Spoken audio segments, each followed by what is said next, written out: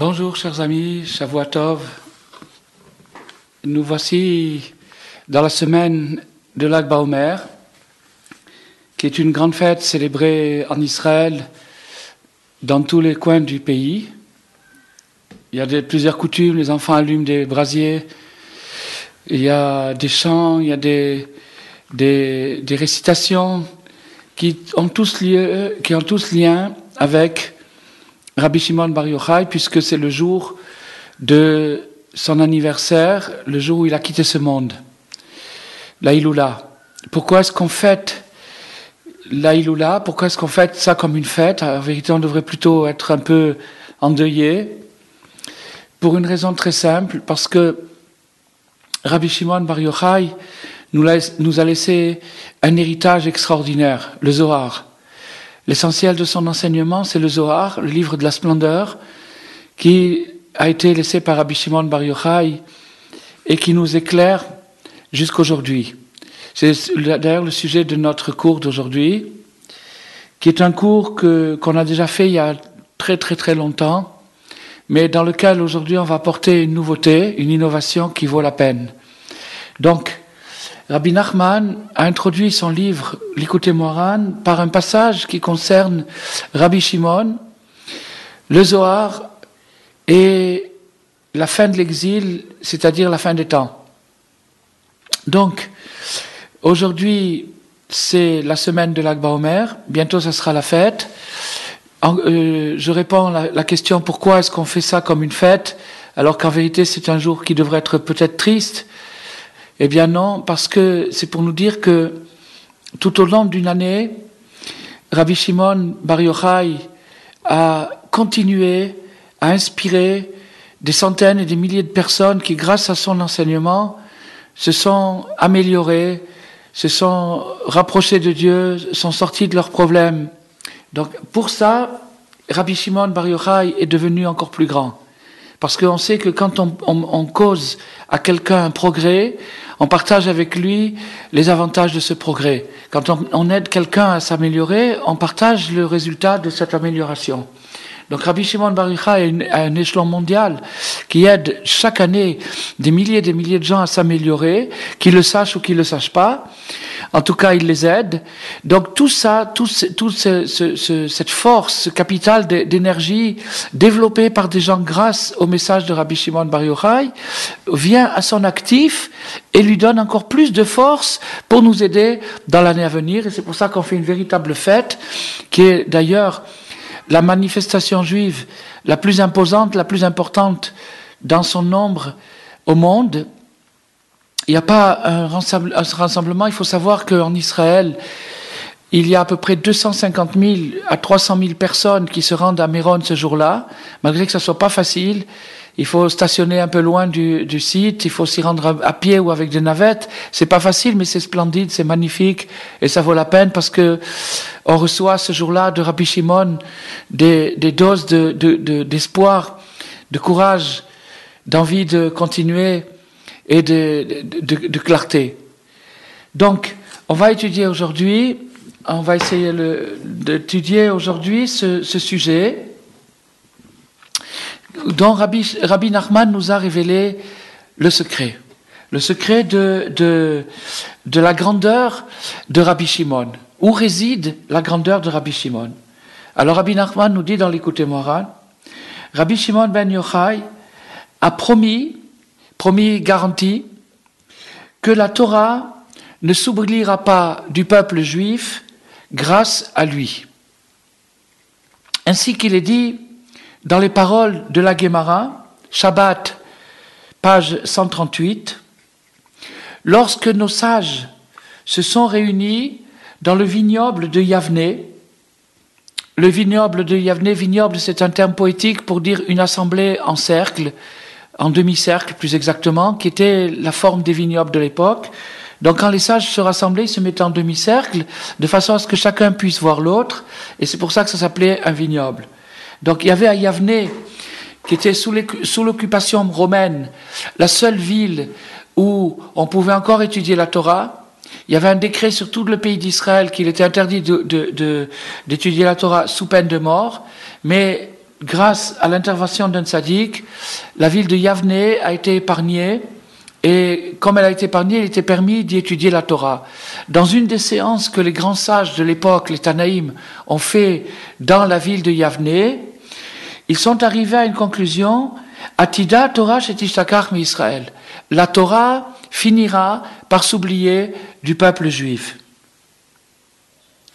Ve'amar Rabbi Shimon Bar Yochai, shelo tishtachach. Rabbi Shimon Bar Yochai a dit non, la Torah ne s'oubliera pas. Ainsi qu'il est dit, Ki lo tishakar mipi zaro. Ki lo tishakar mipi zaro. Car elle ne s'oubliera pas de la bouche de son engeance. Donc, Rabbi Shimon Bar Yochai a démenti l'opinion des sages. Les sages ont dit la Torah va s'oublier. Rabbi Shimon nous dit non, la Torah, chas v'shalom, la Torah ne s'oubliera pas, car nous avons un verset qui nous dit car la Torah ne s'oubliera pas grâce à ses enfants. Ce verset a été dit à peu près 1500 ans avant Rabbi Shimon par Moïse. Moshe Rabbeinu a dit ce verset, il a dit, Moshe Rabbeinu nous a garanti que la Torah ne s'oublierait jamais. Par contre, les sages, eux, ont vu les choses autrement, non pas qu'ils ont démenti l'opinion de Moshe Rabbeinu, mais ils ont dit, oui, il restera toujours quelque chose, mais en grand, ça s'oubliera. Qu'est-ce que ça veut dire, ça s'oubliera? Ça veut dire qu'on va arriver à une époque où les gens poseront des questions et il n'y aura personne pour leur répondre. C'est ça que les sages ont prévu quand ils ont dit que la Torah s'oubliera, ça veut dire la Torah essentielle, celle qui répond à nos questions. Donc les sages ont dit, la Torah finira par s'oublier, et Rabbi Shimon a dit, non, la Torah ne s'oubliera pas. Il est évident que les sages connaissaient ce verset, c'est un verset de la Bible, un enfant de 5-6 ans dans un cheder connaît déjà ce verset. Donc les sages le connaissaient aussi, mais ils ont vu un angle pessimiste, certainement à l'obscurité des événements qu'ils vivaient à l'époque, l'occupation romaine, et surtout, ces perspectives, ces prolongations, ces projections, à savoir 2000 ans d'un interminable tunnel qui est l'exil dans lequel nous sommes encore jusqu'aujourd'hui. Donc les sages ont vu ça, ils ont multiplié les signes qu'ils avaient déjà à l'époque de début de faiblesse, d'assimilation, d'influence extérieure, etc., etc. Ils ont dit, à la longue, la Torah finira par s'oublier. Qu'est-ce que ça veut dire finira par s'oublier? Ça veut dire qu'il y aura une telle faiblesse que quand quelqu'un aura une vraie question, une question importante pour lui, il trouvera personne pour lui répondre. Et Rabbi Shimon a dit non, ça ne se produira pas. Pourquoi? Parce que Moshe a dit que la Torah ne s'oublierait pas. Donc nous avons ici une dispute typique talmudique, c'est-à-dire deux grands maîtres des géants du Talmud, un groupe, plus exactement un groupe de géants, et un géant tout seul, Rabbi Shimon, qui sont en désaccord. L'un voit blanc et l'autre voit noir. L'un voit que la Torah ne s'oubliera pas et les autres voient qu'elle s'oubliera, ce qui est diamétralement opposé a priori. Alors, Rabbi Shimon Bar Yochai, l'auteur du Zohar, le Zohar, qui, à l'époque de Rabbi Shimon, à l'époque où les sages ont parlé de la sorte, où ils ont dit que la Torah s'oublierait, bien entendu que le Zohar était inconnu. D'ailleurs, le Zohar a été écrit le dernier jour de la vie de Rabbi Shimon, le jour de l'Akba Omer, par Rabbi Abba. Mais le matériel du Zohar, c'est-à-dire le contenu du Zohar, était ultra secret. Rabbi Shimon se réunissait avec ses élèves et ses amis dans des grottes, dans des endroits secrets, et ils ne divulguaient jamais le résultat de leurs études. C'était ultra secret. C'était la Kabbale au plus haut niveau. Donc, c'était des réunions secrètes. Des réunions qui, d'ailleurs, avaient souvent la visite du prophète Élie ou de Moshe Rabbeinu lui-même, ou bien d'anges, ou bien d'âmes du monde supérieur, et qui ont développé toute une littérature qui s'appelle le Zohar, qui est en vérité un ensemble fabuleux, un océan de connaissances ésotériques, mystiques, qui nous donne tous les secrets et toutes les clés profondes de la Torah. Donc Rabbi Shimon nous a dit dans le Zohar, grâce à ce livre, grâce à ce Zohar, grâce à cette lumière qui se révèle dans ces assemblées secrètes et qui finira par être connue sur terre, pas encore maintenant, ça va prendre 1200 ans, grâce à ce Zohar, ils sortiront enfin d'exil. Le peuple juif sortira d'exil grâce au Zohar. Alors, on va expliquer, avant de continuer la révélation de Rabbi Nachman, on va expliquer un petit peu ça. Ça veut dire que l'exil, qui est la faiblesse dans l'inspiration et l'intuition spirituelle du peuple juif. Le peuple juif a une inspiration et une intuition spirituelle qui le lie à une mission cosmique, une mission mondiale de réparer l'univers, les univers fragmentés, les récipients brisés, de réparer le monde. Cette inspiration et cette intuition qui est le fil vital qui alimente la conscience juive et qui nous permet de garder notre identité dans les conditions les plus rudes et les plus adverses, ce fil-là dépend de la foi. C'est la foi, c'est ce qu'on appelle la foi. Et cette foi doit être alimentée. Elle doit être alimentée quand on lui révèle des étincelles de splendeur, quand on montre à quelqu'un qui est croyant des preuves, même si ce ne sont pas des preuves parfaitement logiques, mais simplement des étincelles qui viennent le renforcer dans son effort, dans son engagement. Alors là, le croyant se libère des angoisses de l'exil. Les angoisses de l'exil, c'est-à-dire la peur du voisin, la peur du qu'en dira-t-on. Quand on est coincé par le qu'en dira-t-on, qu'est-ce que vont dire les gens? Alors à ce moment-là, on est en exil. Pour se libérer de ça, il faut renforcer son intuition et sa croyance dans le fil qui nous lie avec notre mission suprême. Et à ce moment-là, il n'y a plus ni voisin ni rien du tout. On n'a peur de rien. On est dans une joie et dans une dynamique immense. Donc le Zohar, le but du Zohar, c'est d'alimenter cette flamme, de raviver, de régénérer cette flamme en montrant aux croyants: tu as raison de t'engager, tu as raison de faire tous ces efforts, ça vaut la peine que tu en fasses autant parce que tu es sur la bonne route et tu répares le monde. Et en réparant le monde, tu te répares toi-même, et en te réparant toi-même, tu peux te regarder en face et être content de toi. Donc pour avoir ce sentiment extraordinaire qui est déjà une libération de l'exil, une libération de l'angoisse, il faut de grandes lumières. Ces grandes lumières, c'est le Zohar. Le Zohar est un livre secret à l'époque où il est écrit, mais 1200 ans après, il sera découvert en Espagne, dans la ville de Tulitula, et alors c'est alors que le peuple juif va littéralement renaître. Il va y avoir une renaissance spirituelle à ce niveau-là, à partir du moment où le Zohar va être révélé sur terre. Petit à petit, les sages vont le découvrir, l'expliquer, l'analyser, jusqu'à l'arrivée de Arizal, Ari Akadosh, qui est le plus grand commentateur du Zohar, celui qui a littéralement déchiffré les codes secrets du Zohar. Et on considère l'arrivée de Arizal, c'est-à-dire ce commentateur de Galilée, on considère sa révélation comme le début de la rédemption universelle. Il y a la rédemption personnelle, c'est-à-dire celle que chacun peut opérer sur lui-même, et il y a la rédemption universelle, celle de tout le peuple juif et de toute l'humanité, grâce à la lumière du Zohar. Voilà donc ce que Rabbi Nachman nous donne en introduction à son œuvre, à son Likutei Moharan. Alors, maintenant, encore un petit mot là-dessus. L'exil, on a expliqué, c'était le manque d'inspiration, l'angoisse. C'est aussi le désespoir, le découragement, le fait de déserter, la désertion, d'abandonner, de renoncer à ses rêves. C'est ça l'exil. Tandis que la rédemption, c'est de recroire encore en soi-même, de croire en Dieu, de croire dans ses rêves et de continuer. Donc le Zohar, la puissance du Zohar, c'est de nous amener les idées nécessaires pour dynamiser, positiver la personne et lui permettre d'échapper à l'angoisse. C'est ça le but du Zohar. Donc Rabbi Nachman ne pouvait pas mettre un meilleur passage d'introduction pour son livre, puisque tout son livre, le Likutei Moharan, est destiné au même but, mais dans un langage moderne, contemporain, même postmoderne, qui nous convient et que nous comprenons bien. Donc maintenant, on va continuer le Chidouche extraordinaire, et surtout, on va voir aujourd'hui comment même quand les sages se disputent, en vérité, ils sont d'accord. En vérité, ils disent la même chose, mais les deux aspects d'une même chose. Comme dans un homme, il y a la face et l'arrière, dans chaque chose, il y a deux aspects. Donc, quand les sages se disputent, en vérité, ils ont tous les deux raison. Elou ve'elou divrei Elohim chaim.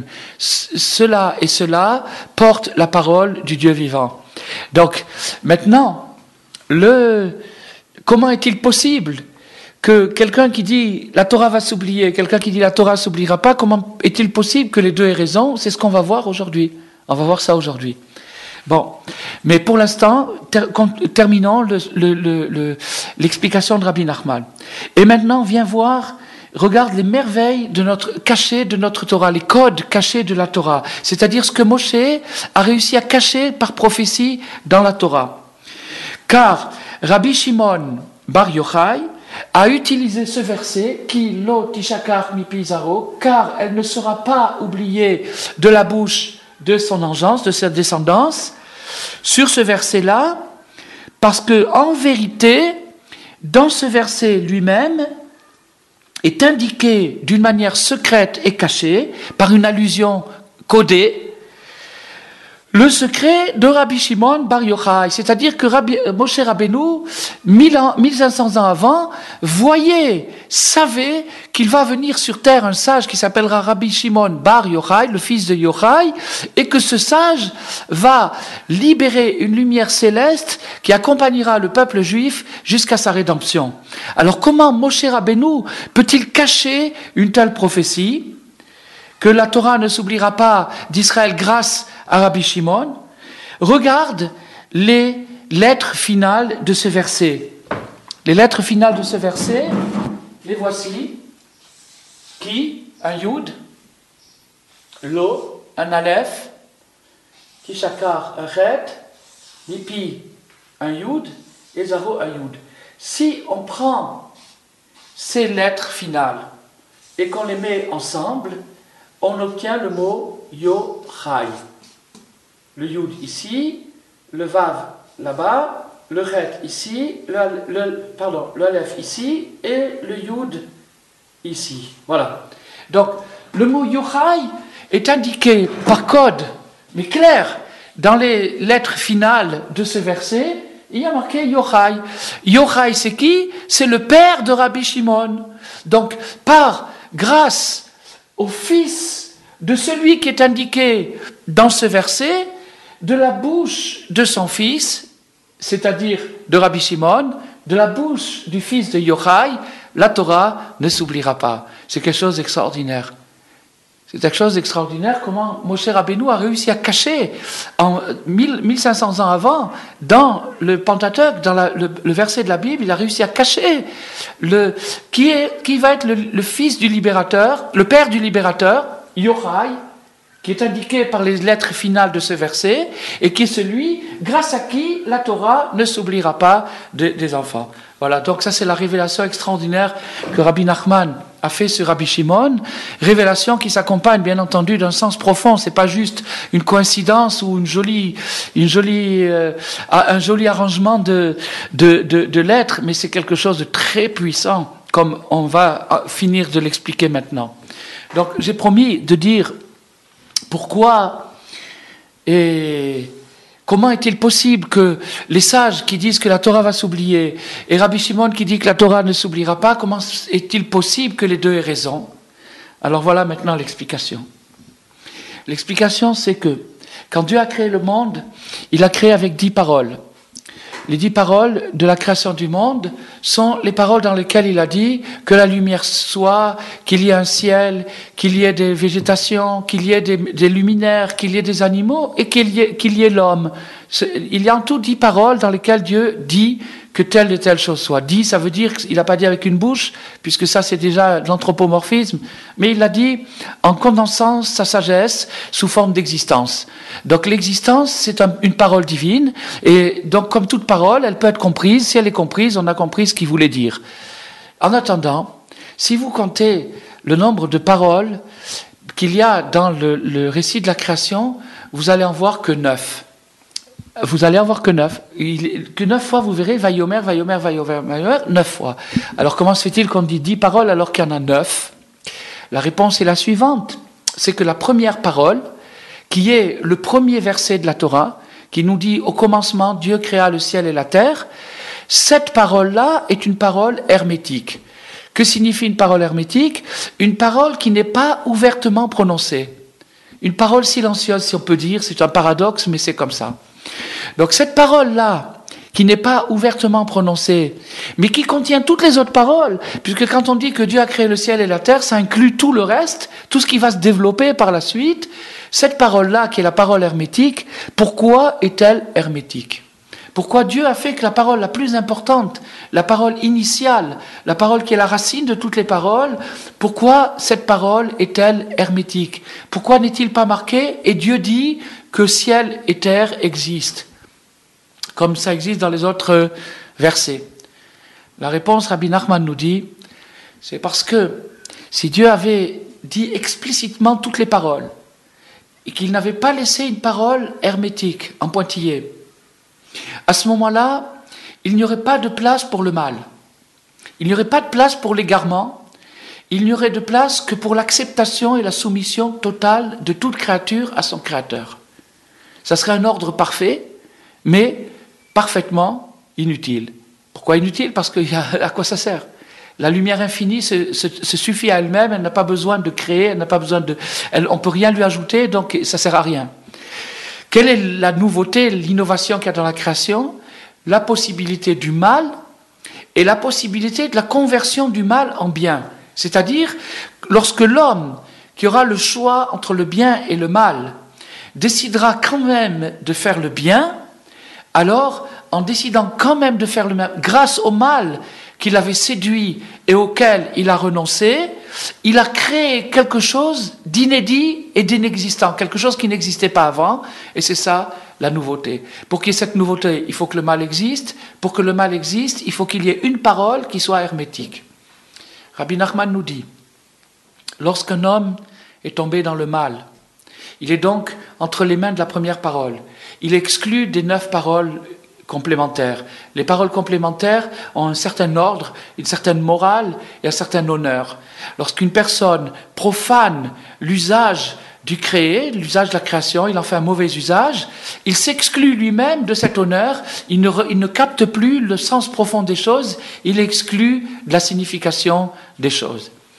Et il se trouve entre les mains de la première parole, la parole hermétique, celle que Dieu a créée, celle que Dieu a prononcée sans la prononcer, de façon à laisser une place à l'homme qui s'est égaré et qu'il continue à exister malgré qu'il est rejeté par les paroles normales. Il y a maintenant quelque chose de supranaturel, de supraspirituel, grâce auquel le pécheur peut continuer à exister. Quand l'homme se trouve dans cette situation, dans la situation où il est exclu de tout ce qu'il y a de logique, de tout ce qu'il y a de moral, de tout ce qu'il y a de naturel, et il se trouve dans une espèce d'apocalypse, dans une espèce de tourbillon, de tornade, qui emporte son âme et son corps dans des folies, à ce moment-là, il n'a plus rien à se raccrocher. Il ne peut plus s'accrocher aux paroles logiques, qui sont, entre parenthèses, les 10 commandements. Donc, il les a trahis, il a désobéi, il a fauté, et maintenant il se trouve dans la première parole, qui est la parole hermétique. Rabbi Nachman nous dit, si à ce moment-là, l'homme s'écrie vers Dieu, « Où es-tu? Aïe, où es-tu? Où es-tu? Tu es absent, tu es silencieux. On ne te voit pas, on ne t'entend pas. » Dans la mesure où son cri est sincère, si vraiment il a posé cette question sincèrement, à ce moment-là, il s'attache à la profondeur de la première parole et il monte au-dessus de tous les échelons spirituels dans la couronne suprême, dans l'endroit le plus haut de la création. Donc l'homme le plus bas, le plus déchu, celui qui est tombé le plus bas, qui s'est massacré, qui s'est esquinté complètement, peut en une seconde virevolter, faire volte-face et se retrouver au plus haut de tout, dans la couronne du Mashiach, dans la parole hermétique. grâce à un mot, aïe, où es-tu? Il pose la question, il voit qu'il n'y a rien de beau dans sa vie, que tout est éclaté, tout est massacré, il voit rien de positif, il voit rien de constructif, alors il se tourne vers la parole hermétique parce qu'il sait que Dieu a laissé une ouverture quelque part. Dans cette ouverture, il demande à Dieu, où es-tu? Et à ce moment-là, Dieu se révèle à lui d'une manière extraordinaire. C'est la manière la plus profonde, c'est la manière qui irait partout, c'est le pardon. Donc maintenant, nous allons réconcilier les sages.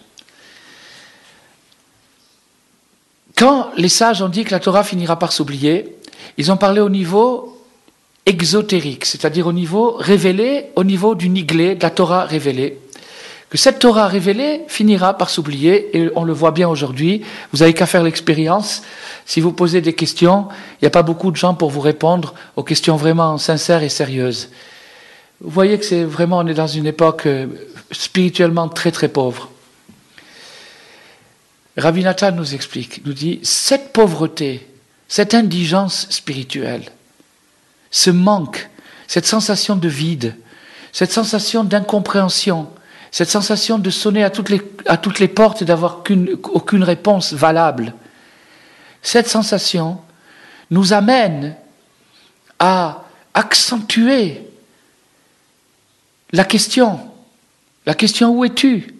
Celle que les gens posaient dans l'Holocauste, ou celle que les gens posent dans leur vie individuelle lorsqu'ils rencontrent des épreuves, mais au lieu de la poser avec colère, ils la posent avec amour, comme quelqu'un qui veut se réconcilier, qui demande où es-tu? Je voudrais te voir, je voudrais te rencontrer. À ce moment-là, quand il y a cette question-là, alors à ce moment-là, on s'attache à la couronne, comme je l'ai expliqué. Mais il faut savoir que la couronne a des dimensions infinies et qu'il y a des degrés suivant la déchéance, suivant le degré de dégradation et de décadence dans laquelle un individu ou une société peut se trouver. À ce moment-là, plus le négatif est bas, et plus le positif s'élève. Ça veut dire quoi? Ça veut dire que plus la personne ou le groupe se trouvera enfoncé dans des degrés infects, épouvantables, plus cette personne, si elle virevolte, si elle se tourne en une seconde, si elle connaît ce secret, peut s'attacher à quelque chose de surélevé. On imagine, il suffit de faire une courbe, on imagine que, étant donné que les valeurs humaines, les valeurs morales et sociales sont en dégringolade totale de jour en jour, on imagine qu'on va arriver à un moment de dégradation totale, c'est-à-dire qu'il n'y aura plus aucune limite, aucune morale du tout, il ne restera plus rien du tout, et c'est à ce moment-là que viendra Mashiach. Pourquoi? Parce que les gens qui se trouveront, ça sera peut-être nous, ça sera peut-être nos enfants ou nos petits-enfants, en tout cas les gens qui se trouveront à cette époque, pousseront un tel cri, que ce cri déchirera tous les voiles, et toutes les carapaces, toutes les choses, les blocages, tout ce qui nous sépare du divin, et à ce moment-là, Dieu se révélera dans sa splendeur, dans son amour, et ça sera la réconciliation. Voilà donc ce que nous allons fêter dans quelques jours, un petit peu. On va recevoir de Rabbi Shimon Bar Yochai un petit peu de Zohar, un petit peu de lumière, ceux qui iront à Méron, et encore plus que ceux qui iront à Méron, ceux qui rêveront d'aller à Méron, même s'ils en sont écartés de plusieurs milliers de kilomètres, mais qu'ils le désireront vraiment, ils seront spirituellement à côté de Rabbi Shimon. Ils seront unis à Rabbi Shimon, et Rabbi Shimon fait des grands cadeaux le jour de son anniversaire. C'est lui qui distribue des cadeaux. Des cadeaux, c'est quoi? Ne te décourage pas. Tu dois continuer et tu peux y arriver. Au contraire, si tu te trouves dans un degré très bas, sache que c'est de là où tu pourras monter le plus haut si tu sais attraper cette clé. Voilà donc, on a révélé cette chose-là, et espérons que tout le monde en fasse bon usage et qu'on reçoive cette année des beaux cadeaux de Rabbi Shimon qui nous permettent de survivre encore une année et de faire de belles choses. À bientôt.